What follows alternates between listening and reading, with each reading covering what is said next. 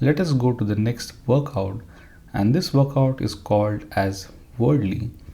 So what I want you to do is, for an input of a string of s, I want you to add li, that means l and y, to the back of the string, and I want you to print out the new word. For example, let's see what's happening. If my input is octobot, then my output should be octobot li. Give it a try on your own, otherwise we will do it together. I hope you were able to do it. If not, let us do it now. Let me open up my IPython, and there first let us see the logic, and then we will go back and create the function. Let me enter my IPython shell. Now Python actually knows how to add two strings. So if I say a of b plus c and d, and we have the output of a, b, c, d.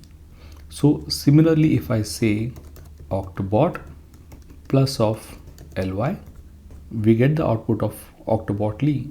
So let's use the same logic inside our function. Let me put up some documentation over here. Let me collapse my sidebar and let me get my spacing right. And we don't need this. Let us create a new variable called as new word, and we can assign the value of our word plus of ly. Then we simply need to return the new word. There is one more very simple way of doing this. We can use our string interpolation. We can say that I want to return, and I can use my string interpolation.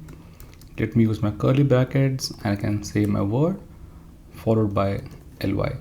So this single line logic is also good enough. We can comment all of this out, and we can still have the right output. Let me go back to my old logic just for the sake of simplicity. So let me comment this one out.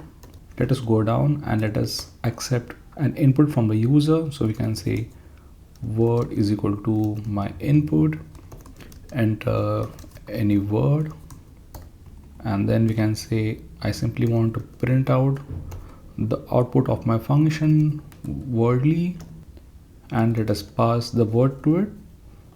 Let us save this file and let us try to run this one. So it's asking me for any word. Let me say octobot, and here we have the output of octobot li.